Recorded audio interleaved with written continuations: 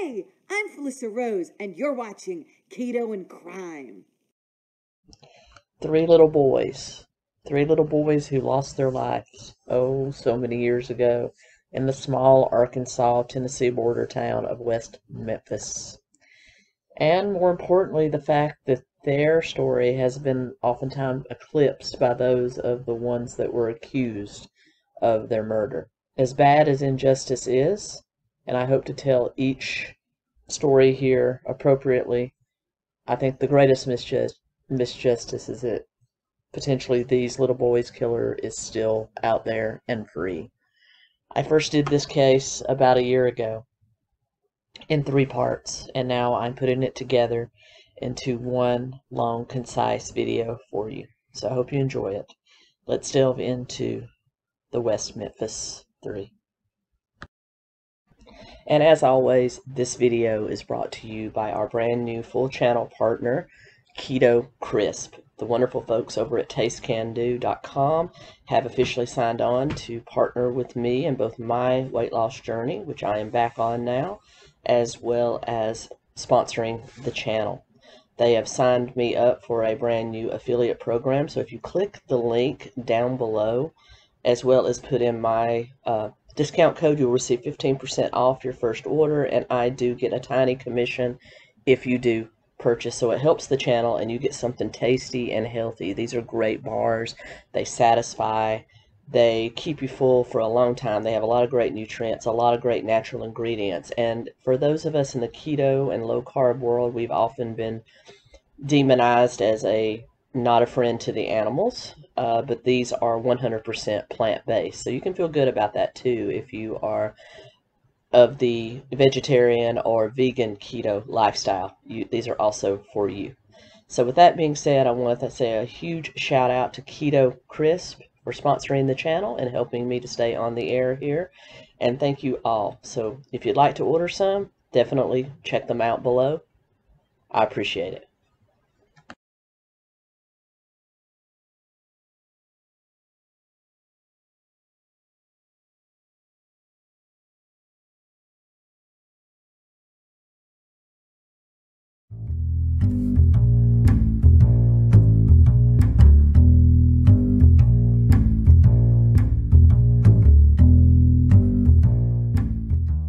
Hey everyone, welcome to Thought Crime and Keto and Crime.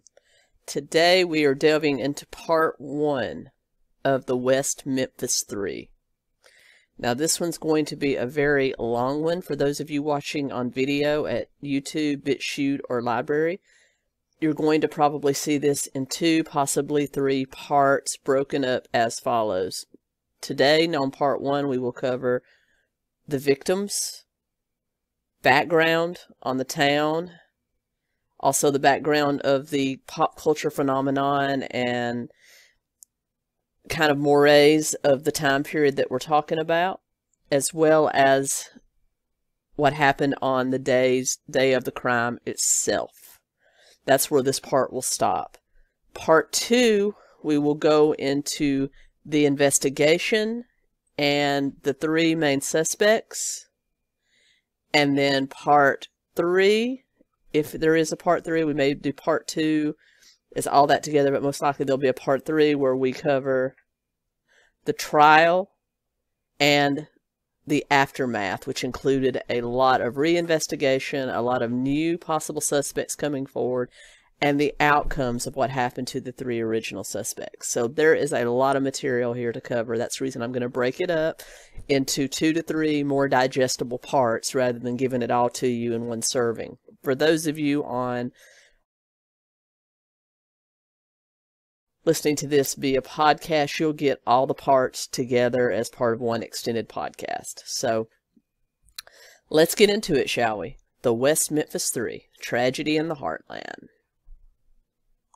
All right, where did this crime take place? It took place about 15 minutes west of Memphis, Tennessee, in a little town known as West Memphis, Arkansas. For those of you looking here on video, you can see a map of the kind of the heartland area where this takes place. You can see Memphis, Tennessee here, and then about 15 minutes, that equates to about 20 miles west of Memphis, Tennessee, you will find West Memphis, Arkansas, where this took place. Now, Memphis is a little unusual in that it's actually the city of Memphis. You have Memphis, Tennessee, then it becomes West Memphis, Arkansas, and then it becomes Southland, Mississippi to the south. So it's actually a very unusual city in that it encompasses literally 3 states. So very interesting tidbit about Memphis. I was just in West Memphis, Arkansas over the last weekend performing a comedy show, and I can tell you that West Memphis, Arkansas has not changed much since the 90s when all this took place. Very small, Bible Belt kind of town. Not a whole lot there. I literally saw a few fast food restaurants, some truck stops, because interstate trucking, as it is along all the I-40 West corridor, is very important to their economy. And not a whole lot going on. There's one elementary school, one high school in the area, and I would say to say that someone is making $12, $13, $14 an hour is good money in West Memphis, Arkansas. Let's just put it this way. It's a very blue-collar, lower income, highly religious, very southern kind of town. And this is where the events of what we're about to talk about take place. Let's talk about the victims of the crimes. This crime is often called the West Memphis murders, the Robinhood Hills murders, and the case of the West Memphis 3. Unfortunately, the West Memphis 3 that they're referring to are the original suspects in this case, not necessarily the 3 victims. And that's the reason I'm making the victims the focus of this first episode, because I think way too much emphasis is put on the suspects. And there's a big controversy about whether they're guilty or innocent. We will get into that in either part 2 or part 3. But for right now, I want us to focus on the real victims, these 3 innocent little boys that had their lives taken at ages 8 to 9 years old. So let's get into it. The first one we have is Stephen Edward Branch. For those of you on video, you can see him here. He was called Stevie by his family and friends. He was born November 28th, 1984, to Stephen and Pamela Branch. They divorced when he was very young, and she remarried Terry Hobbs and went on to have another daughter, Amanda, with Mr. Hobbs. Stevie was, by all accounts, a heartbreaker. He was blonde hair, blue-eyed, sweet, smart. Like the other 2 boys, he did well at Weaver Elementary School and was vivacious, loved to skateboard. In fact, his father, on the date that this actually occurred, his stepfather, Terry Hobbs, had already found him riding on his skateboard, belly down. So you had him in a prone plank position on a skateboard going down some of the public streets in West Memphis. Well, his father had warned him many times this was dangerous and he shouldn't do it. So he actually caught him and, gave him the capital punishment swat on the backside and told him to go home. So he loved to do stuff like that, particularly with a skateboard. He also was a Cub Scout like his 2 other friends, and had advanced to the rank of Grizzly within the Cub Scouts, I believe. So he was on his way up to the higher levels of scouting, which I don't think many of you realize just how hard that is to get into those higher ranks of scouting. You have to be very dedicated to it, and he was. He was very close with his half-sister Amanda, who was a little bit younger than him. He was 9 when this happened. She was 4. Next, you have Christopher Mark Byers, known as Christopher or Chris. He was born June 23rd, 1984. He was the son of Melissa DeFur and Ricky Murray. They divorced when he was 4 years old, and his mother remarried to John Mark Byers, and he also had an older brother, stepbrother by another man, Sean Ryan Clark, and John Mark Byers adopted Chris soon after he married his mom. So he also attended Weaver Elementary. He loved to ride his bike. He was extremely smart, had also advanced to the rank of Grizzly within the Cub Scouts. So Cub Scouting and things like knot tying, camping, playing in the woods, very important to all three of these boys. Then you finally have James Michael Moore, known as Michael. He was born July 27th, 1984. He was the son of Todd and Dana Moore. He was basically the leader of this group of friends. What he says went. He was the one that kind of planned out what they did. He wanted to be a police officer. He was very much into scouting. He was also a grizzly, in the rank of grizzly within the Cub Scouts. Excelled at camping, excelled at the police codes that the Cub Scouts are taught. He excelled at everything. Made straight A's. Just a really bright young man. Also, his parents were the only two of the victims that their parents were still married to the original parents. The others were step families. Nothing wrong with that. I come from a divorced family as well. It happens. He attended, as I said, Weaver Elementary, did very, very well. And his father, Todd, was the only father that was not in town when this happened. His father was an over-the-road truck driver and was gone. He did not return home until 5 a.m. the day after the events that we're about to talk about took place. So that's important for later when we get into the investigation part. That you remember his father was the only one that was not in town when this happened. Let's talk about May 5th, 1993, the date of these murders. Basically, we know that Stevie, Michael, and Chris went out to play. We know this because to all those that have read the records, we know that the boys got out of school, they went home. Michael and Chris immediately got their bikes and rode over to Stevie's house or to get him to come out and play. While there, one of the other boys, it is reported, one of the other boys, I believe it was Michael, loved the Muppet Babies, and he saw that Stevie's younger sister Amanda was watching the Muppet Babies. So he actually asked to stay and hang out with her and watch the cartoon before he joined the others. And this was collaborated by Stevie's mom, Pam, who did say that she saw both Amanda and Michael Moore watching the Muppet Babies within the living room, and then Michael left shortly afterwards and went after the other boys. Now, there was a lot of people that saw the boys out playing that afternoon. There was a lot of people in their general neighborhood because they all lived within a couple of miles of each other. So there was a lot of people that knew the boys that saw them playing along the roads, also saw them in various people's yards. In fact, a couple of people that were getting ready to either go out to eat that night or to go to church, because it was a Wednesday night, and in the South, Wednesday night is church night through the week. So there was a lot of people that saw them playing in their yards about the time they were leaving for church, and they told them to get out of their yards and go home.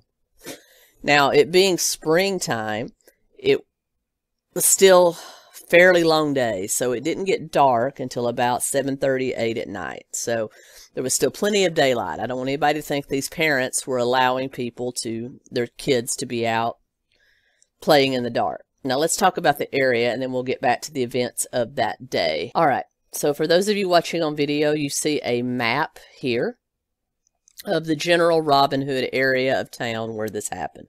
Robinhood Hills. It was named after both some subdivisions and apartment buildings that were there, as well as just the general area. It was a heavily wooded area along a stretch of a major interstate.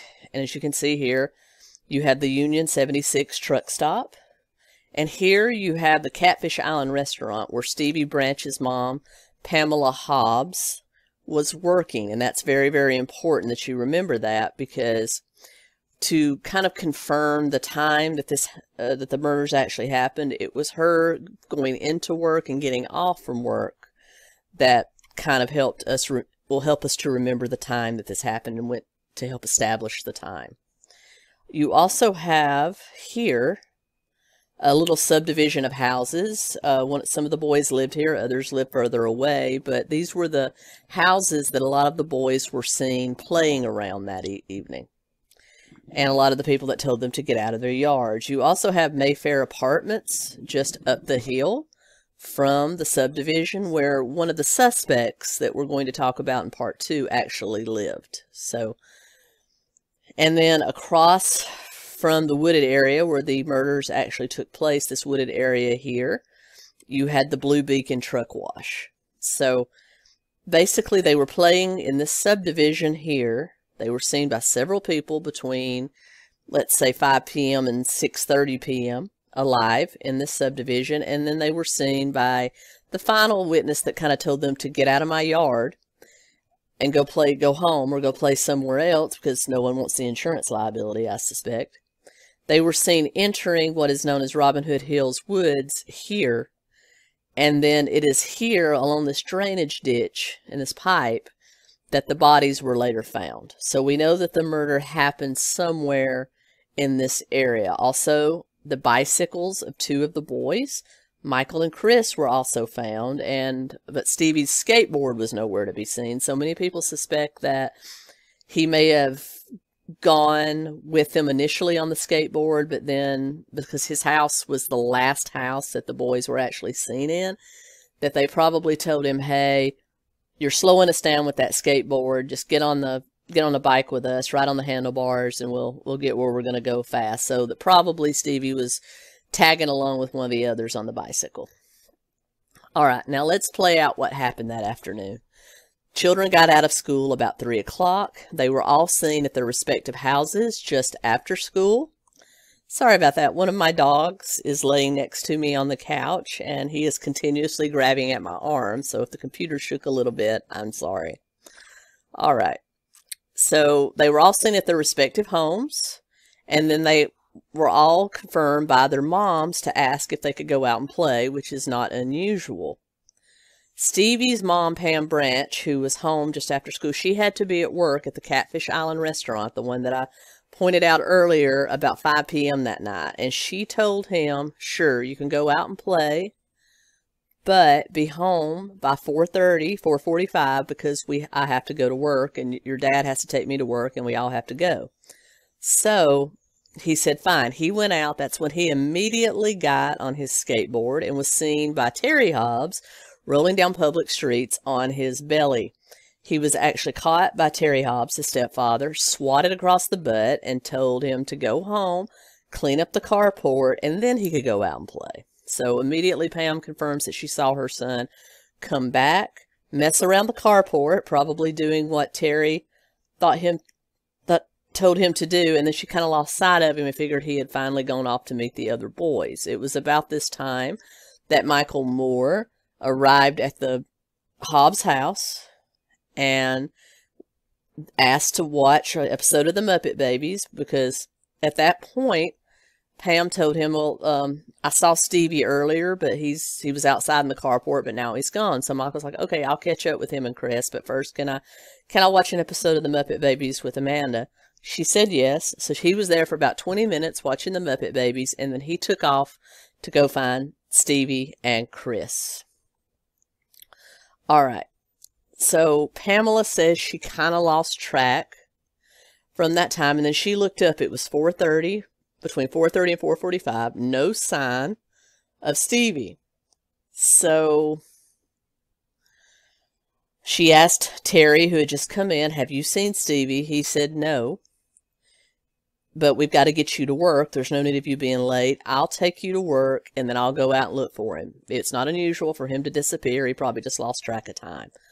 So they get into the car along with Amanda, the younger sister, and she drives Pam to her job at the Catfish Island restaurant. Now, while this is going on, you have the buyers now looking for Chris because they wanted to go out to dinner. Now, John Mark Byers had taken their older son to a court appearance. Now, he was 13, so he must have gotten some juvenile problems. So he had actually driven him to a court appearance that day. When he got home, he asked Chris's mom, hey, let's all go out to eat. Where's Chris? And he said, well, I think he's in his room. So they go check his room. He's not there. So they realized at that point, around 6 p.m. by that time, that their son is missing. And Michael's Moore mother is also wondering where he is because he didn't come home for dinner. Like I said, his father was an over-the-road truck driver who was still out and about on his route, wouldn't be home until the next day. All right, so Terry Hobbs and a friend of his, who we shall talk about later when the suspects come around, after they dropped Pam Hobbs off at her job, they decided they're going to go out and look for Stevie. So they start combing the area looking for him. At one point, around 6:30 p.m., approximately an hour and a half after he dropped his wife off at work, some neighbors in that same subdivision we were talking about saw the boys not only playing in their yards and riding their bikes, but saw Terry Hobbs pull up in a pickup truck yelling for the boys to go home. And they said at that point, they turned and rode their bikes, all three of them. We had two boys on one bike, remember? Rode back toward Terry Hobbs, and that's the last those neighbors saw. And then a little bit later, other neighbors said they didn't see Terry Hobbs, but they saw the boys go into the woods about 6:30. So a lot of conflicting evidence going on here. All right, now let's get into the case of what has come to be known as Mr. Bojangles. I'm going to tell this story because it is pertinent to what happened on that day. This will come back up when we actually talk about suspects, but I think it's important. Just before 8 o'clock on the same night, May 5th, 1993, a 911 call comes into the local police department saying from the local manager of a Bojangles restaurant, which is a fast food chicken restaurant that's pretty popular in certain parts of the South, that they had seen an African-American male come stumbling into the restaurant, pretty disoriented and obviously covered with blood. He had gone into the women's restroom and stayed there for 20 to 30 minutes. And finally, the manager decided to go in and check on him. Once he went in, the guy exited the bathroom. He had smeared blood all over one of the stalls, around one of the toilets, and the manager asked him, "Hey, are you okay? Do you need an ambulance?" "No, I don't need an ambulance. I'm okay." And he actually stumbled out and stumbled through the wooded area near Robinhood Hills. This restaurant was located near the same area. Stumbled that way out and disappeared. So, of course, the manager goes immediately and calls the police. All right, so the 911 call comes in, and Officer Regina Meeks from the West Memphis Police Department is dispatched to the Bojangles restaurant to talk to the manager about what happened. She arrives at the restaurant at around 8:45, 9 o'clock, and pulls through the drive-through window to take the manager's statement. You can't make this shit up, y'all. I'm surprised she didn't order a 2-piece with a large Sprite while she was sitting there. But she literally pulled through the drive-through and took the manager's statement through the drive-through window. Even the manager, when he testified, and we'll get to that later on in the trial portion, said, "Hey, don't you want to come inside and look at the bathroom? He left it kind of a mess. There might be some evidence there." And she was like, "No, I don't need to do that." She simply took the statement, and he literally told her the guy disappeared not more than 5-8 minutes ago. That way, literally pointed into the wooded area going back towards Robinhood Hills. She could have literally probably driven along the access road and found this guy and taken him in for questioning. But she didn't bother to do that. She just wrote it up as a mysterious person, closed her report, and took another call about some kids throwing eggs at cars and houses. I guess she thought that was more important. I don't know. But anyway, that's how the whole incident of Mr. Bojangles took place. All right, so switch back now that it's getting closer to 9 o'clock. We arrive back at the Catfish Island restaurant where Pam Hobbs has finished her shift as a server. Terry Hobbs pulls up. Remember, he's been out looking with a friend for Stevie and Michael and Chris. He immediately walks into the restaurant, blows past his wife, goes immediately to the payphone, and makes a phone call. Pam said later that she just kind of looked at him like, what? So she just figured, okay, he's an asshole, so I'm just going to go out and talk to the kids. So she goes, she gets some candy out of the gumball machines in the lobby, and she goes out to the truck expecting to see both Stevie and Amanda sitting there, but unfortunately it's only Amanda and Terry's friend, who we will get into, as I said, later. And Amanda said, "We can't find Stevie." So she immediately shoots back into the restaurant and asks Terry what the hell's going on, and he says, "We can't find Stevie. I'm calling him in as a missing person." So Officer Regina Meeks, the same one that went through the drive-thru at Bojangles, pulls up about 9:15 at the Catfish Island restaurant. I wonder if she had her a meal there too. Actually pulled up, came in, took the missing persons report, and told them that oftentimes these boys turn up, they're just probably out playing, lost track of time, but we'll make note of it. No note was, just like with the Mr. Bojangles incident, no mention was made of actually doing any kind of investigation, any kind of search, what have you. About this time, the buyers have also called in a missing persons on their son Chris, and Regina Meeks also takes that call. Was there any other police officers working that night in West Memphis, Arkansas? Anyway, so she takes that report. Again, no search is done.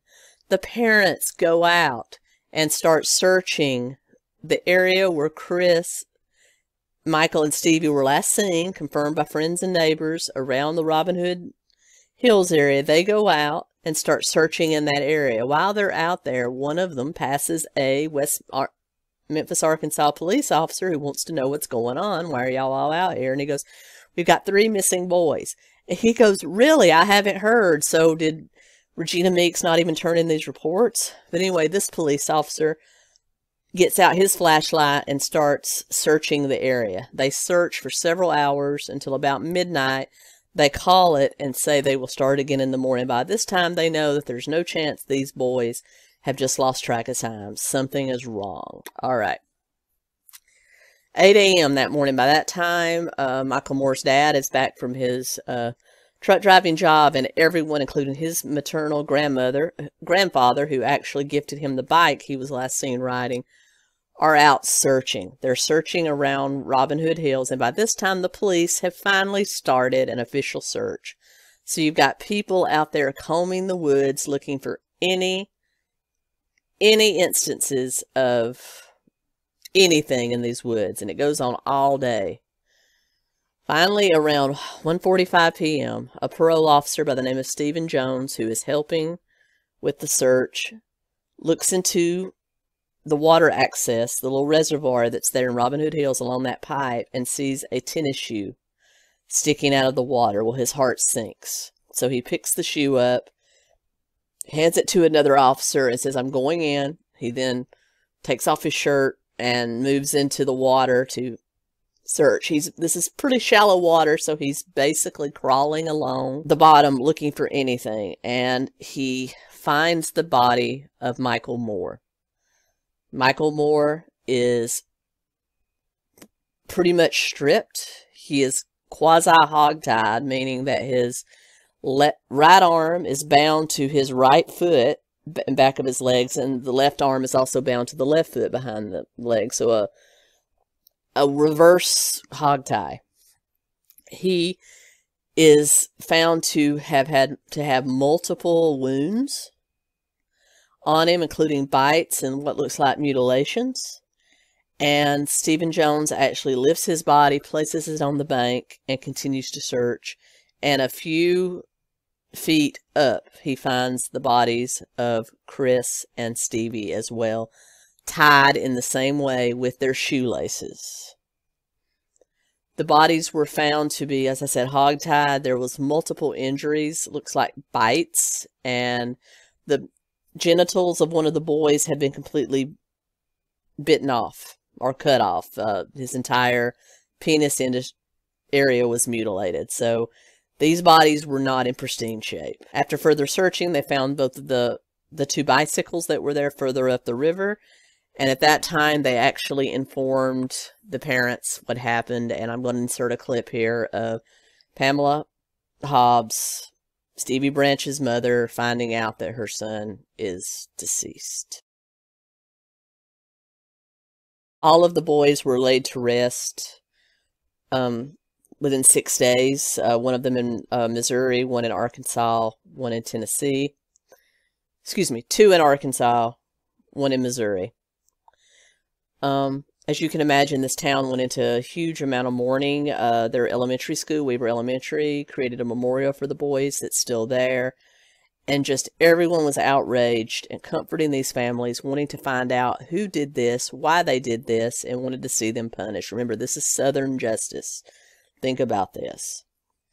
Now, immediately, because of the bites and the mutilation to the genital areas of one of the boys, as well as the way they were tied, kind of fit into what was going on in the country at that time. At this time, from the late 70s, when a Christian comedian by the name of 𝐼𝐬𝐬 wrote a book in the late 70s called The Satan Seller, where he actually confessed to have been a Satanist high priest, kind of described all these rituals that he did, and actually talked about it in his comedy act, who sold out arenas and churches all over the country. This started officially the Satanic Panic in the United States, even though he was later discredited by a Christian magazine who did an in-depth research on him, found that he had lied about everything. But this set off the Satanic Panic. There was a fear of anything related to the occult.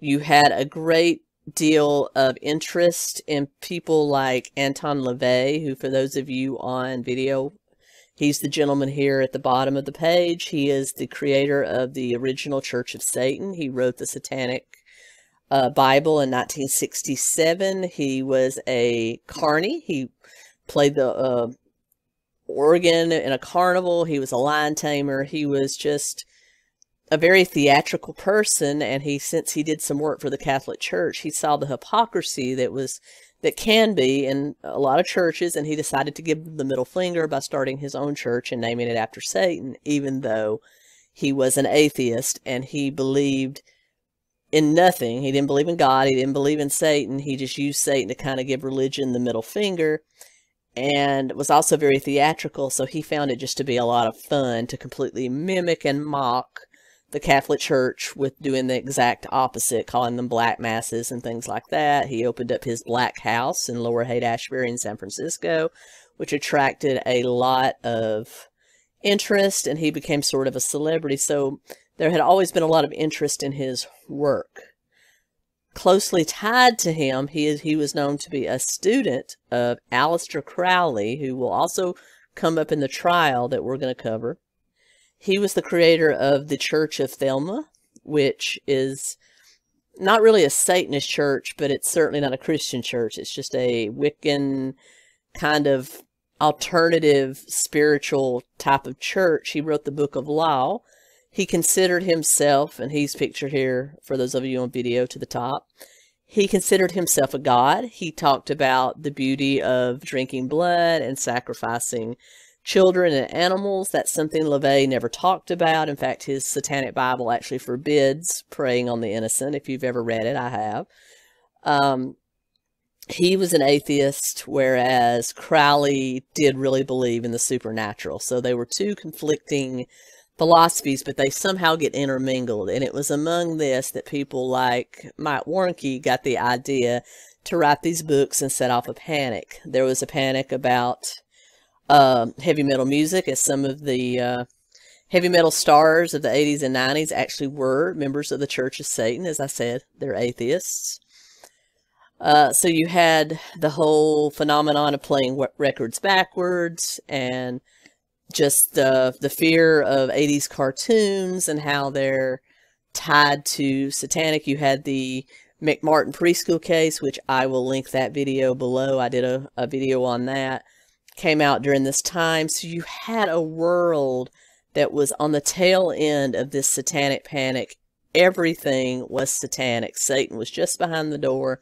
They were going to get you. And the fact that these boys were mutilated and bitten led people to believe that it had to be an occult murder. In this episode, we're going to delve into the investigation as well as a list of suspects as it narrows down to the 3 suspects that we all know as the West Memphis 3. And I'm going to stop just before the trial portion, and then I'll continue into the trial and the aftermath of the trial in part 3. Part 3 probably won't be as long as parts 1 and 2, But then again, you know how I am about being long-winded, so I hope you enjoy it. Let's delve into it, shall we? Picking up from part 1 where we left off, we know these terrible crimes happened on May 5th, 1993. If you haven't seen it, I'm going to link that episode here. Definitely check that out. It takes you through the lead up and the exact day of the crime, as well as what happened in the morning of the 6th, which is when the 3 bodies of the boys were found. Now we're going to get into the events of May 6th through the trial, as well as some background on some of the suspects before we actually get into the trial in part 3. So the first couple of suspects I want to make you aware of are actually very close to home. David Jacoby and Terry Hobbs, and for those of you on video, you can see them. Mr. Jacoby is the one in here in the upper right. Terry Hobbs, who is the stepfather of victim Stevie Branch, is here to the left. And down here on the bottom, though we haven't gotten to him yet, is John Mark Byers, the stepfather and adopted father of Chris Byers, also one of the victims. But one of the first people that police actually question, of course, is the family. And even though Terry Hobbs himself was not questioned as much as the other parents, he was questioned, and his alibi was that he went with his friend, David Jacoby, or Jacoby, however you want to pronounce that, pictured here, to look for his son. They both worked for an ice cream distributor there in West Memphis and normally worked an early morning to an early afternoon shift. So he was normally home at night with the kids. So he said that he and his friend, David Jacoby, actually drove around looking for the boys that evening, ending up at the restaurant where his wife, Pam Hobbs, worked, where he phoned in the missing persons report, and then Officer Regina Meeks, Super Police Officer Regina Meeks, comes out to take the statement. And I'm not trying to come down on her. I just think it's weird that she seemed to be the only police officer on duty that night and didn't really turn in these reports. West Memphis, Arkansas police probably going to arrest me the next time I'm in there because I'm talking so much smack about them.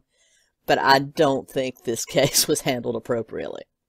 But they questioned them, and they both concurred that they had searched the woods, ending up back at the Catfish restaurant around the time that Pam Hobbs got off her shift at 9 p.m. Now, remember, we talked about earlier the people that had seen the boys alive. They said the last time they saw them was about 6:30. And after the bodies were found, police were estimating that the murders took place sometime between 6:30 and 8 p.m. So just the fact that the only alibi backing these two guys up was their own confession that they had been up around searching for the kids. Keep that in mind. And so the police kind of accepted their alibi and didn't really take that any further, which I think is weird. But some interesting information would come out on Terry Hobbs later on, which we'll get to in part 3. Now, earlier in the day, May 6th, now this is before information that the boys' bodies had been found was released to the general public. You had a lady named Vicki Hutchison, who was a new arrival to West Memphis, Arkansas. She was working at one of the truck stops around that Robinhood Hills area. Was questioned by the Marion Police Department, which is a nearby small town in Arkansas as well. She was questioned by them because her boss suspected she had been stealing from the cash register there in the truck stop. And when she came to speak to the officer, she brought her young 8-year-old son, Aaron. Now, the Marion Police Department detective that interrogated her, Don Bray, was pretty miffed that she had brought an 8-year-old to an interrogation. Why would you do that? But her excuse was that Aaron was a friend of the missing boys, the boys that are missing, that had seen them the day before and might have some information to lead to them being found. Well, of course, Detective Bray is really interested in this information and decides he's not only going to speak to Vicki, he's also going to speak to Aaron. So he begins questioning Aaron, and Aaron says that earlier that day at school, he saw, quote, a tall black man with yellow discolored teeth talking to Michael Moore at school. And Michael told him that the man was telling him that his mom had sent him to pick him up from school. Now, of course, when the police later questioned Michael Moore's mom, she said absolutely not. She did not send anybody to pick up her son, and that was a lie. And Aaron said that Michael did not feel comfortable going with the guy, stranger danger, all of that, good choice, and refused to go with the guy. And the guy kind of pushed back a little bit, but then meandered off when they threatened to go get a school official. All right, so they never reported this to anybody at the school, which I have little nephews. It's kind of run-of-the-mill for little boys and some little girls. They don't want to raise a fuss, get people involved if they don't have to. He probably figured, I took care of this. Mom's going to be proud of me. No need to tell anybody. So, also during that investigation, Aaron confessed that he had heard John Mark Byers, who again pictured here lower right, say to a friend that he didn't like kids. He didn't like any kids, not even his own. So that led them to question John Mark Byers, thinking he might have killed the kids to get rid of his own stepson, even though he adopted him, and killed the other kids because they were there. So they questioned John Mark Byers. He was eventually cleared of being a person of interest, but that suspicion was raised. Now, after he finished questioning Aaron, he did start to question Vicky, the detective, and Vicky said that the boys had come to her house about 4 o'clock on the day that they disappeared, which was the day before, and had wanted Aaron to go with them to play in Robinhood Hills, and she refused to allow her son to go play with them because Robinhood Hills was considered kind of dangerous. So she said no, they left. So they figured, so she was glad because she figured her son might be missing too if she had gone off to allow them to go off and play. Now, Don Bray called West Memphis PD and said that, hey, I got these people here. They might have some information on the missing boys, which it was at that time that West Memphis PD released the information to him that it was no longer a missing persons. It was now a homicide. And of course, Don Bray went immediately into more interrogation. Now, as I had said earlier, there seemed to be a whole lot of interest in the occult because of the way the murders played out, the way they were tied, the fact that their genitals were mutilated, that kind of thing. People really believed this was an occult killing. And when it comes to people that are into the occult in West Memphis, Arkansas, not a whole lot of them, because it was a very, I don't like to use the words right-wing and left-wing, but it was a very right-wing, conservative, religious town. So there wasn't a whole lot of people actively practicing occult religions there. So when you say occult in the town of West Memphis, you instantly go to young people who are perhaps into heavy metal music, have weird types of collections, that sort of thing. And of all of the young people in West Memphis, Arkansas, there was one that came to everyone's mind when you talked about a cult, and that was Damien Echols. And we're going to get into more about him here in a few minutes, but just to tie all of this together, Vicky Hutchinson actually said that she had overheard Damien around back in April at a Wiccan service in a nearby Arkansas town, claim that he was going to kill 3 kids to take their magic. And because she had that information and was friends with Damien Echols, I don't understand why a 30-something-year-old woman is friends with an 18-year-old kid, but okay, it's West Memphis. But okay, so they asked her, would she be willing to wear a wire and talk to Damien and see if they could get some information. So already they're zeroing in on a suspect. One that until this moment has remained absolutely clean except for rumors and speculation about occult practices. So on June 1st, 1993, Vicky does wear a wire, have a conversation with Damien, but unfortunately it was inaudible and nothing of it could be used. And then she also said that she overheard him at another Wiccan coven meeting that say that he was the one that killed the 3 kids. However, all of that is just hearsay because they couldn't get anything incriminating on him. Now, Vicky Hutchinson would later go on to recant, saying that she felt pressured by police who were threatening to prosecute her for the theft at her job if she didn't say these things. Aaron Hutchinson, later on at the age of 19, came out and said that he made a lot of what he said about John Mark Byers up, though he never said anything about the alleged black man that tried to pick Michael Moore up from school. He never really said anything about that testimony one way or the other. So there was 2 that later on said what they said was largely fabricated.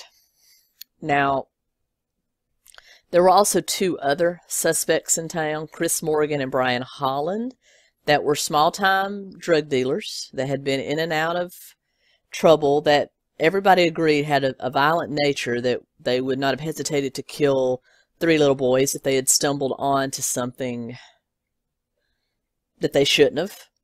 So they started trying to look into them, but they actually fled West Memphis a couple of days after this happened and headed to California.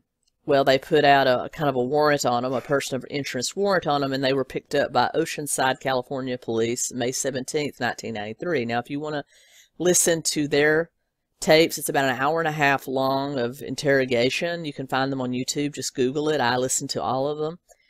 In those tapes, they did not claim to know anything about the murders, but they also both confessed that they were kind of prone to blackouts from drug use, and it was possible that they could have killed them, even though both of them later recanted that. But it was just weird. But they never really pursued anything else about Chris Morgan and Brian Holland. Now, remember Mr. Bojangles, the one that Regina Meeks investigated through the drive-through window on the night that the boys disappeared? Well, he came back up because of the testimony of Aaron Hutchinson, or the story related by Aaron Hutchinson about the black man that tried to pick Michael Moore up at school. Now you've got this black man that came into Bojangles' restaurant around the time that, within the time frame that people say the murders could have happened, covered with blood in the women's restroom, and then Regina Meeks decided to go take an egg throwing call instead of going after him and trying to bring this guy in, because if you're covered with blood, that's probable cause to at least question you. But so because of that, they decided to go ahead and send another officer, Bryn Ridge, back to Bojangles the next day on the 7th to see if there was any evidence left from Mr. Bojangles. Well, of course, being a restaurant and having to obtain, having to maintain sanitation standards, the women's restroom had already been thoroughly cleaned. But he was able to find a few blood scrapings on a corner of a wall, and he did take that evidence, but he lost it. It never made it to any sort of DNA lab or anything like that. He lost it, and there's actually evidence of him from the trial saying that, oops, I lost it. So there was the Mr. Bojangles lead just blown to kingdom come.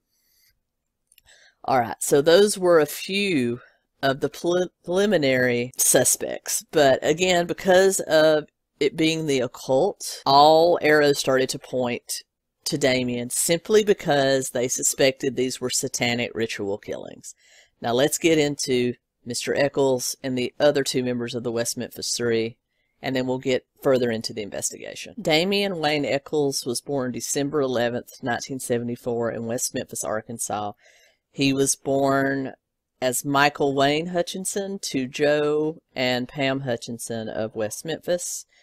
He had a younger sister named Michelle, and by all accounts, they lived in abject poverty. This was a family that social services called on quite a bit because the children sporadically attended school.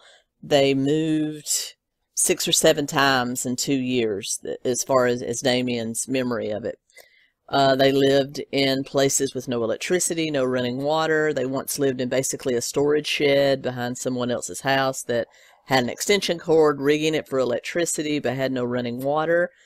Damien, in his book, Life After Death, which I actually listened to on Audible, has a lot of great information. I highly recommend it. If you're interested in this case, he recounts having to haul water from a local water source, a well, and even sometimes just buy gallon jugs at the store, heat it up on a gas stove to be able to take a bath. And he said because they could only haul so much water, many times everyone else would bathe before him, and he would just reheat the same bath water that everyone else had used to be able to bathe himself. So they lived at a level of poverty. In fact, Damien has been known to say this on quite a few interview shows. They lived in a level of poverty that a lot of people don't realize actually exists in the United States. They would never have had new school clothes, Christmas, anything like that, if it hadn't been for charities actually bringing them candy and food and new clothes and toys around the holidays. And Damien said he grew to look forward to these visits because he knew he would get the stuff that he wanted and needed. Very sporadic in school, but Damien was highly intelligent. He loved to read. He read everything that he could get his hands on. And when he was in school, he did really well without a whole lot of extra help. So extremely bright. I don't know if he ever had his IQ tested, but I'm willing to believe it's probably over, 160. Okay, I'm sorry about cutting out there. My dog is laying in front of our gas heater. He's like me. It doesn't matter what the temperature is. If he sees a fire or a fireplace or a gas heater with a flame in it, he's going to stop and stand in front of it. I don't know why that is. Hit the like button if you do that too. But he was literally laying as close to it as he possibly could without burning himself, and had gotten so hot he was loudly panting, and I had to turn off the recorder and tell him to move. So, yeah. Sorry about that. So, back to Damien. So he did quite well in school, very bright young man. But that kind of poverty, the number one cause of divorce in this country is just money fights and money problems in general. So I can imagine what Joe and Pam Hutchinson's marriage was like living in that kind of poverty. Joe drank a lot. He considered himself a failure because he couldn't lift his family out of poverty. I don't know all the ins and outs of what was going on there, why he couldn't hold a job, but they eventually split up, and Joe took off to Oregon, though he will re-enter the story a little bit later. And Pam was living as a single mother, still in the same kind of abject poverty. She did start attending St. Michael's Catholic Church there in West Memphis, where she met Jack Eccles. And Jack Eccles, had a home, had a job, was everything Joe wasn't as far as income was. And he started to take a like to the much younger Pam and started treating her, taking her out. And eventually they got married. And wanting to have harmony in the family, Pam kind of pressured Michelle and then Michael, Damien, to allow Jack to adopt them. Now, Michelle did it fine, no problem, but Damien was a little more hesitant. He didn't like he already had a father. He loved his dad. He didn't want another father. Also, he didn't like Jack because in his words and from his book, Jack was a very religious yet hateful man. Jack was very pious, did the whole Catholic thing of being very, ceremonial, but was really not a good person. He said that he would actually abuse their Chihuahua dog. He would yell at the kids, physically lay his hands on them, abuse them, be very cruel to his mom Pam, and he didn't think he was a very good person, even though he was religious. So Damien didn't really like Jack and didn't want him for a father, but because of pressure put on him by his mom for harmony in the family, he allowed Jack to adopt him and also subsequently changed his first name. Now, a lot of people have said that, and this is what the investigators during the trial tried to say that he changed his name to reflect Damien from the Omen movies as the Antichrist, but that's not actually true. During the trial, they did ask him why he changed his name, and he very politely said that in their studies at St. Michael's, they were studying the saints, and they got to St. Damien of Hawaii, who was the one that ran the legendary leper colony that was on one of the smaller islands there. And he actually ran that leper colony for his whole life, actually contracted the disease himself, and died.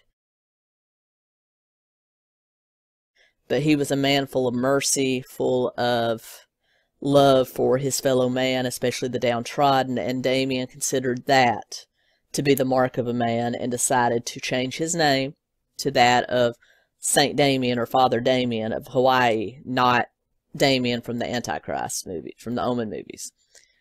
So he did change his name officially to Damien Wayne Eccles.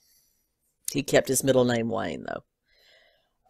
So even though they had food to eat and a roof over their head, you know, dealing with Jack was not always easy for Damien, so he kind of escaped into books. He didn't go to school a lot, though when he did go, he did very well, but his sister Michelle was involved in choral at school and things like that, so he did go to a concert one time with the entire family to see her perform, and at that concert, he met a young woman named Deanna Holcomb. Now, Deanna Holcomb was from a very strict Catholic family, your traditional girl next door, just really likable, and Damien fell head over heels for her, and the same for her towards him. And they began dating.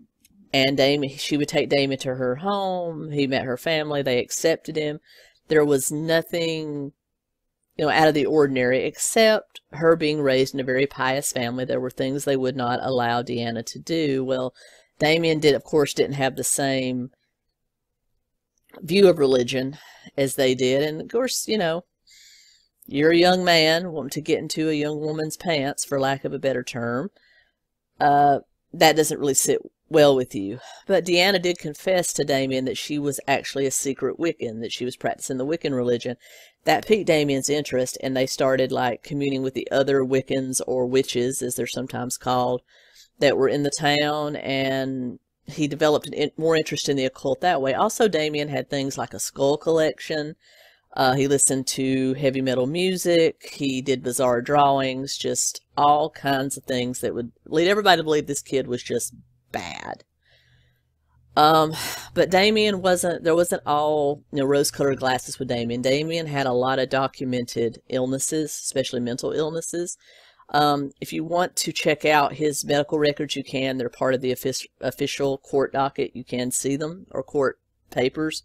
There's over 500 pages there. I read some of it.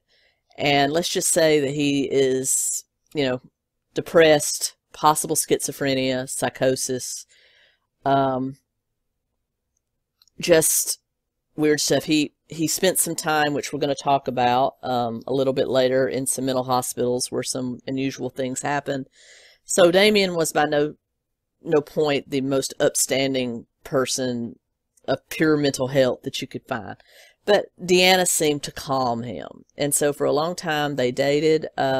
He started aiding her in skipping school so they could go to his parents' house, where they didn't really care what happened. I don't understand Jack being very religious and allowing stuff like that to go on in his house, but you know. So they would go back to Damien's house and have sex instead of her going to school.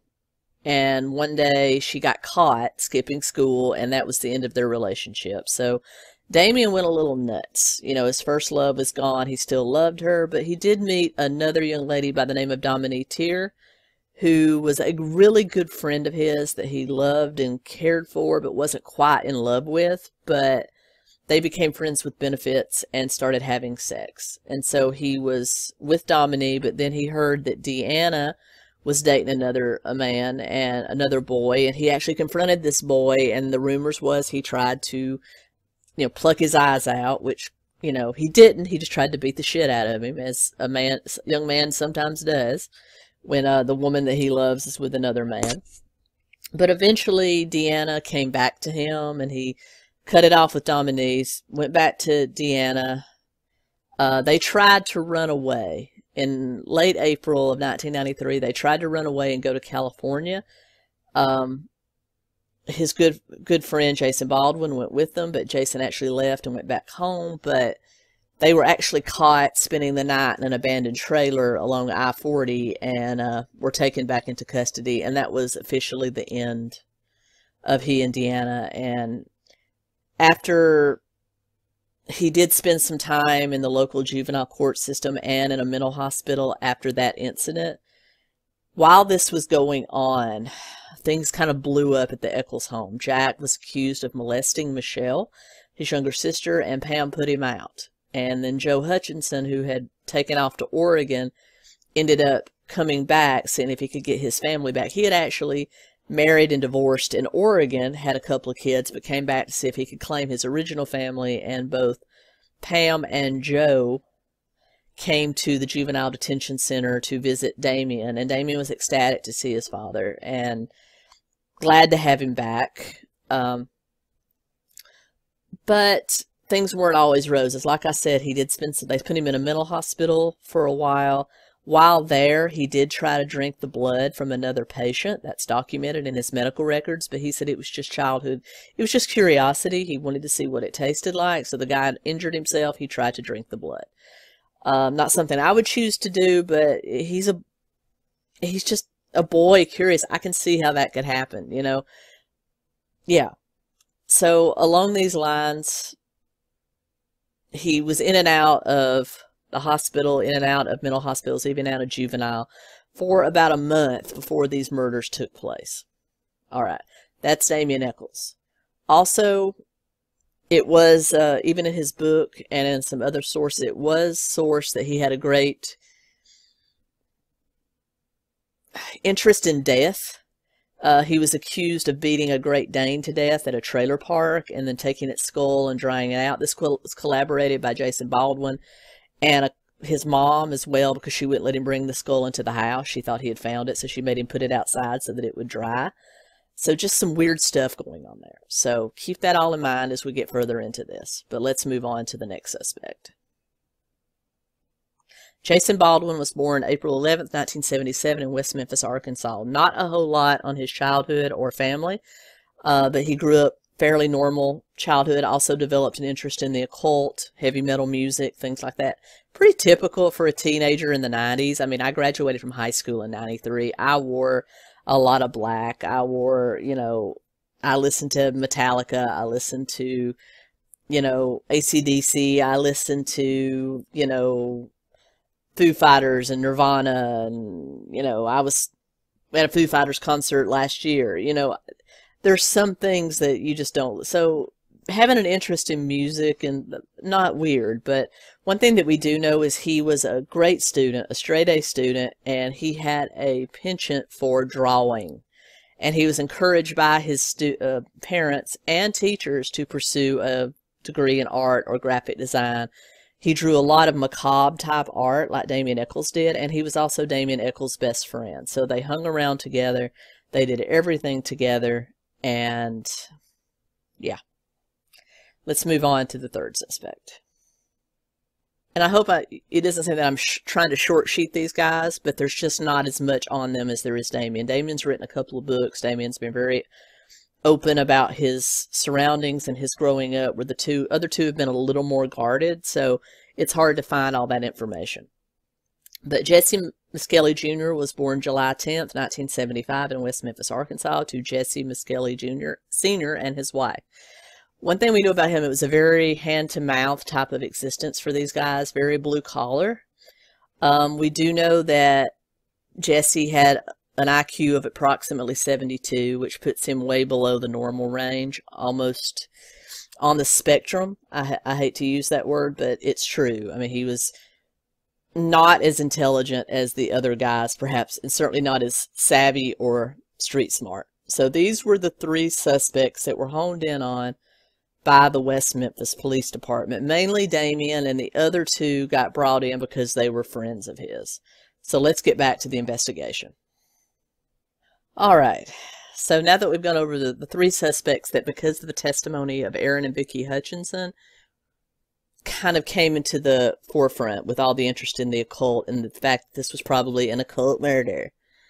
But there were three main police officers on this case. One's name will be prominent as we talk about this, but you had police officers James Sudbury and juvenile parole officers Jerry Driver and Steve Jones. Remember, Steve Jones was the one that actually found the bodies in the drainage pipe there at Robinhood Hills. Jerry Driver, though, is the one that will kind of rise to the top as being the main one to conduct this investigation, as well as to kind of zero in on Damien Echols and his friends.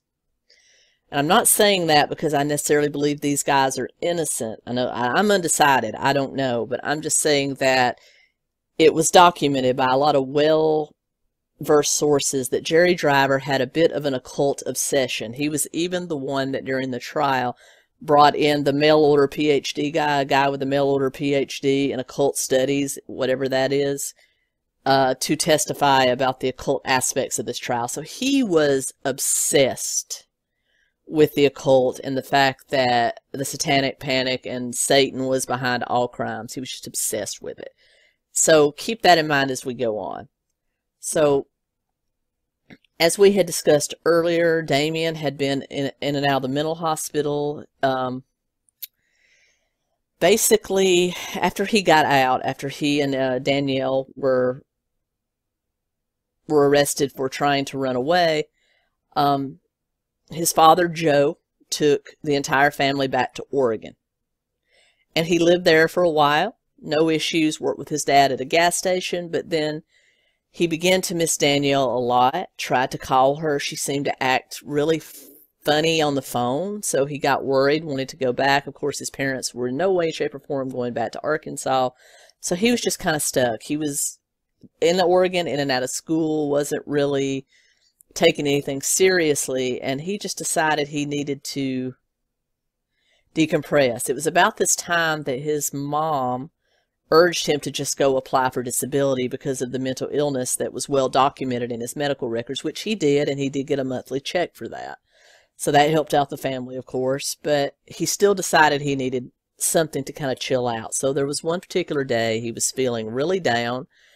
He decided to have some Kahlua and milk. Well, his mom caught him with the Kahlua and milk, and Pam overreacted and called his juvenile officer, the one who had been assigned to him in Oregon when they left Arkansas, and the juvenile officer came over, questioned Damien, ended up taking him into custody and taking him back to the Oregon State Mental Hospital. Well, Damien absolutely went ballistic on his mom, saying, "You've got me in trouble again, damn you, why can't you just let me be?"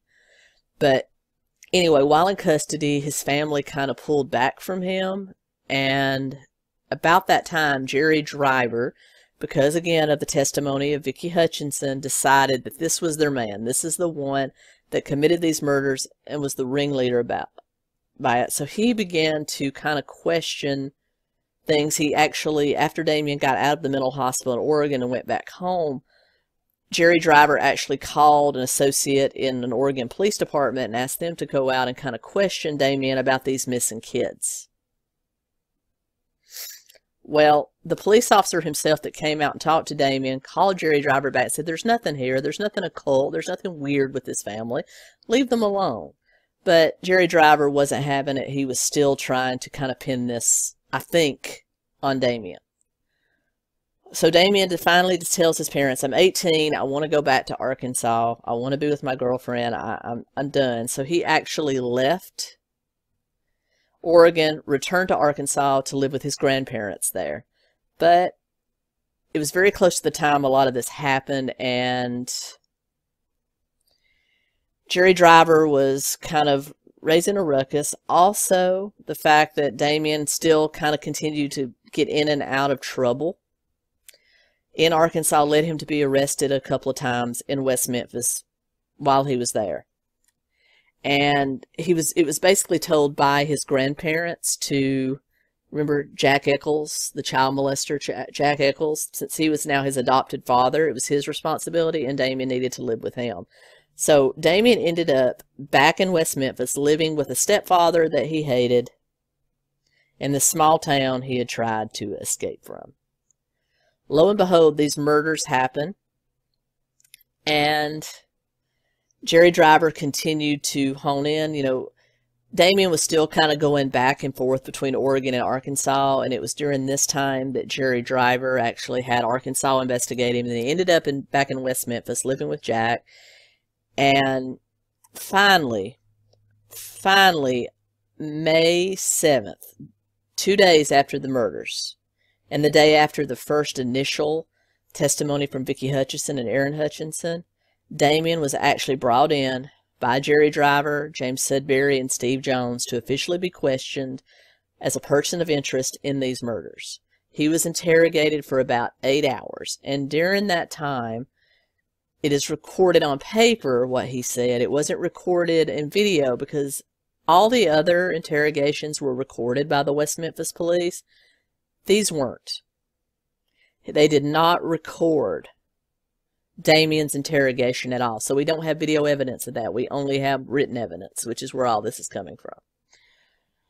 During that time, they asked Damien, did he have an alibi for the night of May 5th? And he said yes. He and his best friend James Baldwin went to James' uncle's house. And then he went home, and he spent the majority of the time on the phone that night with some friends of his from Memphis, girls. So they spoke to those girls. Some of them remembered being on the phone with Damien, some didn't. There's a lot of conflicting evidence. Some say they did, some say they didn't. But that was his alibi.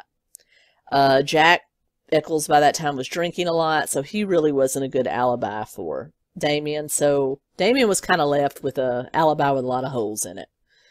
And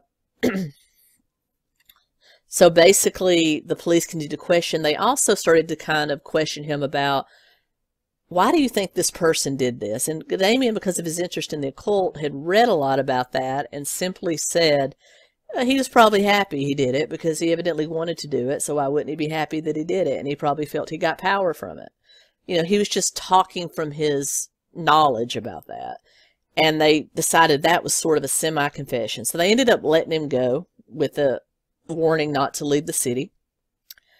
They continued their investigation. June 3rd, they brought in Jesse Miskelly Jr., and they interrogated this man for 12 hours. A lot of leading type questions, but also they did stop. There is a recording of his entire interrogation. You can find it on YouTube.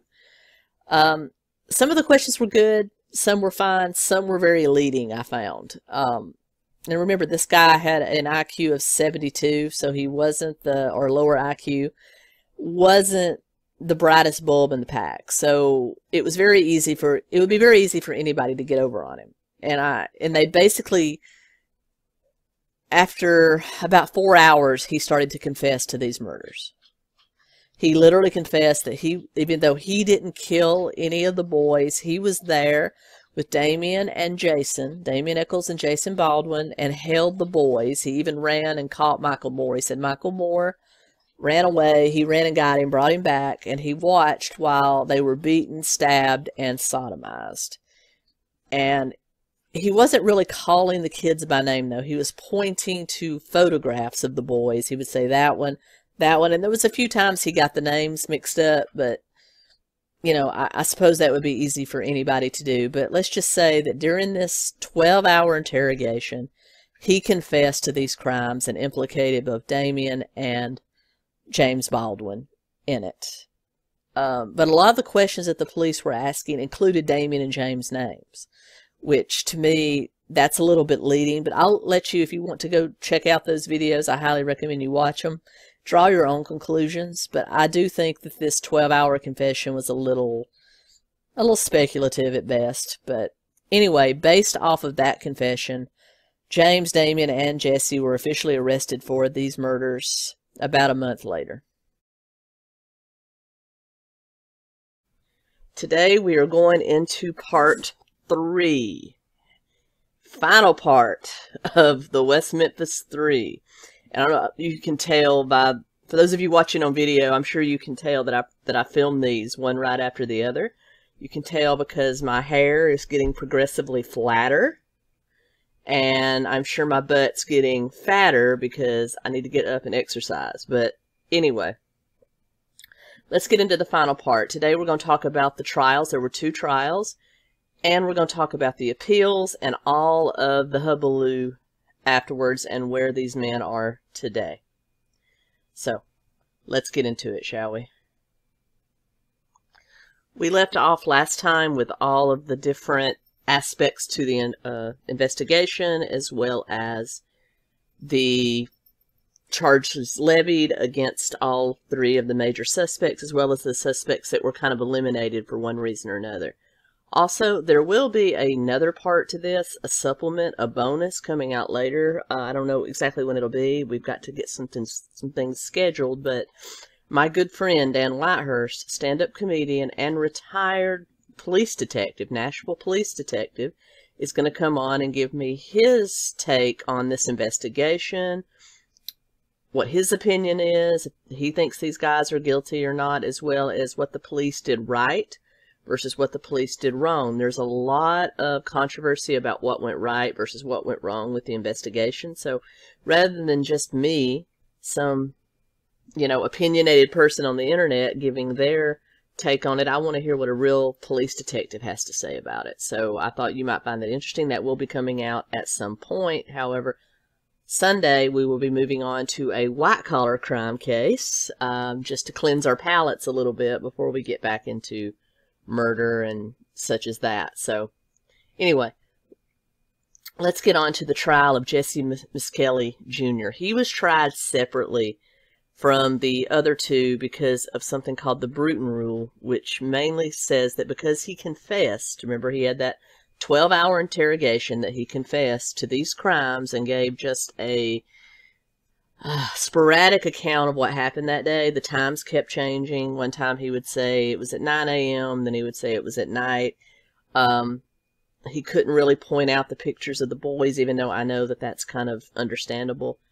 So there was that confession, and then later on he confessed twice to his lawyers. The story changed between the first confession and those 2, and then later on in the back of a squad car being moved from court back to prison, or back to jail where he was being held, he confessed again. So, and again, that story was different from the others. So there was a lot of inconsistencies in those stories, and because of that, and because he implicated the other 2, he could not be tried with them because his confessions were not admissible in the trials of Damien Echols and Jason Baldwin. They were only applicable to his case. Now, because of all of the press coverage and a highly opinionated, hot discussion going on about these cases, the trials were moved out of West Memphis to another venue to try to maintain jury purity, although that would later come out in appeals that didn't exactly happen because of the nationwide coverage. It's hard for people with... That's the reason I think I am truly a believer in freedom of the press, and I like to know things, but I think while the trial is going on, press involvement should definitely be limited because it inhibits a person's ability to get a fair trial. Because in this country, we are innocent until proven guilty, not the other way around. It is the state's or the prosecutor's responsibility to prove somebody guilty beyond one reasonable doubt in most cases. So it's not up to the defense to prove themselves innocent. It's just up to them to prove that the state or the prosecutor doesn't really have a case. They only have to throw up one reasonable doubt, and they have to be found not guilty. So I think when there's a lot of coverage around a case, that it really limits a defendant's ability to get a fair trial. So I would like to see, outside of straight court TV, maybe, where you're allowed to, when the trial is actually going on, and you're allowed to watch it and it's not written, everybody's kept sequestered, I'm okay with that. But I'm not okay with the opinion pieces and all the hubbub around the trial during the investigation, which is, at that point, you're tainting a jury pool. I would like to see just a report of what happened, maybe later on who's been arrested, and beyond that, complete silence until the trial begins. And if they want to do a live feed of the trial, such as happened with O.J. Simpson, I'm fine with that, because at that point the jury has been selected, they're sequestered, they're not hearing any opinions, they're just hearing facts. So that's what I would like to see happen. But these guys, as far as getting a fair trial, didn't really have a chance, and that goes for a lot of defendants. So that's just my 2 cents. But because of the Bruton rule, they had to be tried separately. So you had 𝐲𝐿𝐬 tried in January, February of 1994. And then you had, starting in March, the trial of Damien Echols and Jason Baldwin. During 𝐲𝐿𝐬's trial, they relied heavily on his confessions. That was their main source of prosecuting him. They also, the defense brought in Richard 𝐜𝐚𝐬, who is a professor of sociology at Berkeley and has written several books. He's an expert on false confessions derived through coercion. And he said that because of the way the stories changed from time to time and the fact that Jesse Misskelley Jr. had a lower IQ, they really believed that he had been led into these confessions, that there was a lot of pressure on the West Memphis, Arkansas Police Department, and the fact that there was so much wrong with the investigation. There was so many mistakes made during the investigation. There was so many other possible suspects that hadn't really been taken into consideration, that they were simply basing their entire case off what seemed to be a false confession from this lower IQ gentleman. Now, there were lots of other evidence presented, but that was their main case. And also because during one of his confessions, he said that Damien Echols had raped the boys. They were presenting evidence because the backside, the anal cavity of all the boys were dilated. That was their only evidence of any kind of sexual molestation for these boys. But because he said that there was sexual molestation, they were trying to say that that was proof that what he said in those confessions was correct. However, another expert on what happens to the body after death, a mortician, did testify that dilation of the anus is normal during rigor mortis and the post-mortem tread to decay. So that really wasn't, that didn't really hold water. That did not prove sexual molestation. There was no other evidence of sexual molestation that was found, although the fact they were in the water for several hours could have washed it away. That was also brought up. Now, the defense did not work. He was found guilty, 1 count of first-degree murder, 2 counts of second-degree murder. Even though in all his confessions he said he was only holding the boys, he didn't actually hurt anyone, they still sentenced him to 3 charges to 40 years in prison. All of his appeals were struck down. So that's Jesse Misskelley Jr. Next, you have the trials of Damien Echols and Jason Baldwin that started in early March. This trial, because the confessions of Misskelley were not admissible because of the Bruton rule, they relied heavily on evidence that was supposedly gathered in the crime scene as well as eyewitness accounts. And mainly they centered in on satanic connections, that these boys did this in a ritualistic killing. Remember Vicki Hutchinson, she testified. There was relatives of Damien's ex-girlfriend that testified, saying that she saw Damien out that night covered in mud, though that was never substantiated. No muddy clothes were ever found. And mainly they concentrated on the testimony of Dale W. Grievous. He was a graduate of Columbia Pacific University. Now, I researched Columbia Pacific University to see if what they said was true. It is, in fact, it's closed. It's no longer in existence, but it was a distance learning program. Not even online, just like mail order distance learning. That it was an unaccredited school. It was started, when it was started, it had a temporary accreditation, then lost it. It later was brought up on charges of giving people credits toward degrees for life experiences. They gave somebody credit for a dance class, dance by mail order, a dance class because she sent in a VHS tape of her dancing. They also awarded a PhD in Spanish to someone that couldn't speak Spanish. I mean, I researched just a lot of weirdness. So they were relying on him, and he had a PhD in cult activities. How were you accepted into enrollment at Columbia Pacific University? I had to fill out a considerable series of papers, including all my education, background, experience. Did you ever fill out a little flyer like this No, sir. that says, call toll-free for information on how to become a doctor? This is a mail-order college, isn't it? What classes did you take between 1980 and 1982 to obtain your master's degree? What classes? I testified. I'm asking, Yeah. what classes? What classes did you take? I told you, I answered that before, none. You did not take any classes. Between 1982 and 1984, when you became a PhD, what classes did you take?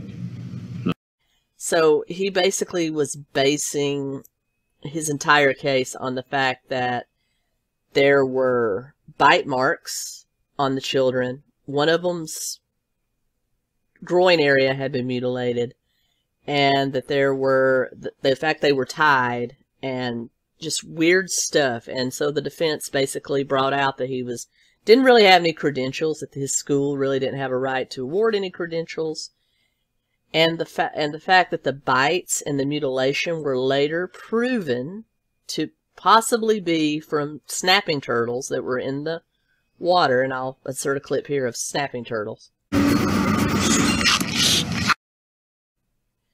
That they were that most of the mutilation to the body happened post-mortem as a result of wildlife in the water. Also, this is where we learn why Damien changed his name. The court? Damien Wayne Eccles. Why did you change your name? I was very involved in the Catholic Church, and we were going over different names of the saints. St. Michael's was where I went to church at. And we heard about this guy from the Hawaiian Islands, Father Damien, that took care of lepers until he finally caught the disease himself and died. They also questioned him about an interest in the occult, namely interest in the works of Aleister Crowley. Remember that he was the guy that started the Church of Thelma, that wrote the Book of Laws, that really talked about human sacrifice, drinking blood, that sort of thing. And Damien said that he only heard of him from books he had read and on television, and then he was questioned about something he had written while he was in jail waiting trial. It was a list of people's names. It was his name, his parents' name, his ex-girlfriend Dominique Tier's name, who had just given birth to his son. He found out that she was pregnant while he was in custody. She gave birth to the child just before the trial, so they were questioning how he already knew his son's name and had written that down, and then why he had also written Aleister Crowley's name down. And he had this to say. Now, let me refer you back to your statement that you gave Officer Ridge. Did you tell him in that statement that you had been a member of a white witch group for 5 years? No. Okay. I've never been a member of any group. And so if he put that in his report, you're saying that's inaccurate? Yes, I am. He made that up? Yes, I am. With a fellow named Aleister Crowley? I know who Heard of he him? is. I know who Okay. he is. And he's a guy who kind of professes, he's a noted author in the field of satanic worship, right? I know he is, but I've never saw any of his books personally. Not really much of a follower of his? I would have read them if I would have saw them, but I just never. Okay. But Aleister Crowley is a guy that, based on his writings, believes in human sacrifice, doesn't he? He also believed he was God, though. Aleister Crowley doesn't have any particular significance to you? I know who he is. I've read a little bit about him, but I've never read anything by him. Let me show you a copy of... It was this paper I had on different alphabets for like translations where you could write things that nobody could read, and this was one of the forms. Oh, okay. Well, where did you have that at? When did you do that? All right, so all of that to me is perfectly explainable, but then again, who knows? But the whole end result of this is they were both found guilty. 𝐜𝐚𝐬 was considered the ringleader, was sentenced to death. Baldwin to life in prison with no parole. From 1994 to 2007, there was appeal after appeal by both sides' attorneys. James Baldwin and Jesse 𝐜𝐚𝐬 ended up in the same prison for a while. 𝐜𝐚𝐬 kind of kept to himself, where Jason Baldwin worked in the library. He read a lot. He delivered books to the prisoners in their cells, particularly the ones on death row. He got to see Damien one time after a brief prison transfer, but not a lot. Damien kind of living on death row. All the death row inmates in Arkansas were kept in one prison, and while he was on death row, he talked to a lot of prisoners, learned their stories, all the time contesting his innocence, and began to kind of get heavily into Eastern religion. He started reading the works of a Buddhist monk. He started to practice meditation and Reiki and other things, just trying to kind of prepare himself for what he thought would be his death at some point. So in the meantime, you had people outside, in addition to his attorneys, taking up their cause. The attorneys were filing appeal after appeal based on all of the mistakes that they considered had happened during the investigation, such as the bodies being removed from the water before the coroner arrived, that they had already begun to decay on the riverbank before the coroner got a chance to examine them, the fact that the only evidence of sexual molestation was normal dilation of the anus, the fact that the turtles were the ones that probably caused the mutilation to the body, and the fact that officials never really drained the creek in a timely manner to get any evidence that might be there, because they later found clothes. They didn't find 2 pairs of underwear, and they believed that was evidence of sexual molestation. But again, no other evidence was found. It is quite possible it was washed away by the water. And later on, a hair was found in one of the boys' shoelaces, the ones that were used to tie him up. It was tied in there, and it turned out to probably with a 98% certainty to belong to Terry Hobbs. Also, there was a hair that was tested that probably came from an African American that was found on some of the clothing of the boys. Again, there's the Mr. Bojangles connection, but as we remember, the evidence was lost from those blood scrapings, so there was no way to test for DNA. In 1996, the first of 3 HBO documentaries that were made by Lord of the Rings director Peter Jackson in connection with Johnny Depp, Natalie of the Dixie Chicks. A lot of celebrities took up the West Memphis 3's causes. They said believed they were targeted because they were just different from the people of West Memphis. In addition, new evidence, such as the fact that John Mark Byers had a knife, a pocket knife, that after it was tested, after the trial, revealed that it had both his and Chris Byers, the little boy that was murdered's, blood on it. Also, there were a couple of sets of human bite marks found on Chris Byers' body. And mysteriously in 1997, John Mark Byers, his father, had all of his teeth pulled and got dentures. So he had an entirely different bite, and there was no way to test that. You also had Vicki Hutchison coming forward saying she was coerced by police to give the testimony and the information that she gave. You also had her son Aaron saying that he felt he was misled and coerced. You had Stevie Branch's mom, Pam Hobbs, could not find, after she was allowed to look at Stevie's possessions, could not find the pocket knife that his grandfather had given him that he carried everywhere. And she figured it either washed away or whoever killed him had taken it. Well, later on, she found it in Terry Hobbs' nightstand while cleaning. So that led her to believe maybe her husband, who really wasn't questioned, knew more than he was letting on. Then her daughter actually told her that she had witnessed Terry coming home the day after the bodies were found and washing his clothes, all the clothes and linens in Stevie's room, as well as the curtains. So it was just strange behavior. They would eventually divorce. Whereas John Mark Byers, Chris Byers' mom, would later be found dead of mysterious causes in their home. So just a lot of weirdness.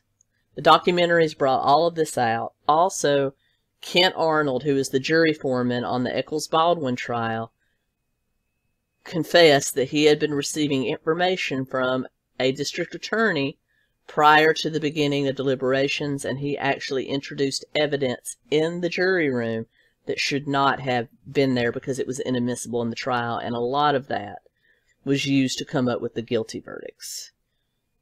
After a push, after all of the nonprofits coming out, Free the West Memphis Tree, you also had John Mark Byers and Pam Hobbs coming forth to finally say they didn't believe that these three killed their children. The only parents and relatives within the victims that believe the West Memphis Three actually did it are the family of Michael Moore. They contend to this day that they had the correct people. But everybody else kind of recanted and realized there was probably another perpetrator out there. In fact, Natalie from the Dixie Chicks actually said that perhaps we should take a bit better look at Terry Hobbs because he really wasn't questioned, and he ended up suing her for libel and defamation, though she didn't win the case because she didn't really accuse him of anything. She just said we need to look at him more. And he lost the case and ended up having to pay her court costs. So there was also some strange behavior by Hobbs and Byers during the documentary. One of them was shooting things, saying that was Damien. Just weird behavior, but all of it could be chalked up to just being, you know, a grieving parent too. But still, we can't overlook the hair, the two hairs that were found, although the Hobbs hair could potentially just be because the boys spent a lot of time in each other's houses. But because the only alibi that Hobbs and David Jacoby had was that they were out looking for the boys, and several people from the Robinhood Hills housing development said that they saw the boys ride toward Terry Hobbs after he called them, and that's the last time anybody saw them alive. So there was just some spookiness there. Finally, the Arkansas Supreme Court, on the backs of the huge public outcry, ordered new trials 2010. But rather than go through the expense of another trial, DAs really said they believed they had the right people. They offered them a plea deal on August 19th, 2011, where they were allowed to use an Alford plea, which is a strange beast. But basically, you plead guilty but maintain your innocence. So it's a way of you maintaining your innocence while the state still gets their conviction. And all three of them ended up taking that plea. Jason Baldwin at first, because it was his desire to come out and become an attorney, and he knew he would never be able to become an attorney with a guilty conviction on him, wasn't going to do it. But later on, he recanted. All three of them pled guilty by maintaining their innocence and were released from prison. And that's where we stand today. The West Memphis Three is free. Jason and Damien have gone on to do lots of interviews. They've consulted on the movie West of Memphis. They've consulted on several books. They've done tons of interviews. They've kind of made a living off of their conviction. And there's been a lot of outcry, hey, part of an Alford plea is you're not allowed to do that. But the recant to that is they're not making a living off the murder of these boys. They're making a living off the fact that they were falsely convicted. Now, I'm not going to put an opinion out here. I don't know. Maybe after I talk to Dan, I'll have more of a opinion, but Right now, I don't know. I think there's good evidence for and against them. But I don't want to see anybody falsely convicted. But I think out of all the three, only 𝐼𝐸, he went back to West Memphis, and that's where he lives. He's only given one interview, and it was very brief. He just said he didn't want anything to do with it. He basically does odd jobs and lives off about $500 to $700 a month he gets from West Memphis 3 nonprofits that send him money. But other than that, he's kind of back to living a very life on the edge of poverty, just like he was before. He and his dad kind of worked together and lived together, and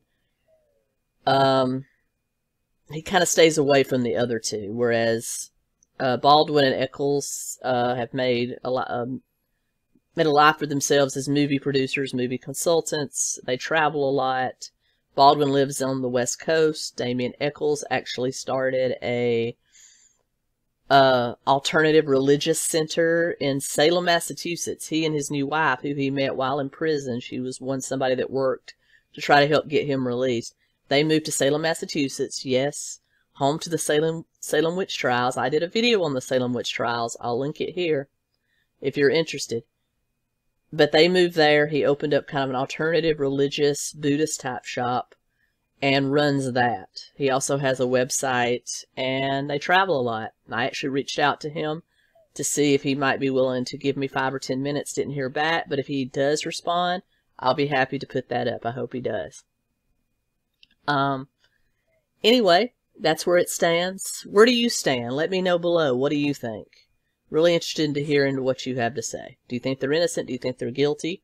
Do you think one of them's guilty, the others are innocent, vice versa? Let me know. But I really want to leave you with this. It's fine that the West Memphis 3 got their day in the sun, what have you, but we have forgotten about Michael Moore, Stevie Branch, and Chris Byers. They were 8 or 9 years old, and they lost their lives. So just take a moment and remember that they are the real victims of this. And my thoughts go out to their family. I'm not a religious person, but I do try to send as many positive vibes out as I can. I don't know if I really believe in that, but that's really all I can do, is to say that that's where our greatest sympathies and empathy should lie, is with the family of the victims. And with that, I will end my coverage of the West Memphis 3. I hope you've enjoyed it, and I will be back soon with another true crime case. Like, comment, subscribe. I'll also be back with my bonus interview with retired detective Dan Whitehurst, and I will see you soon. Keto Comic out.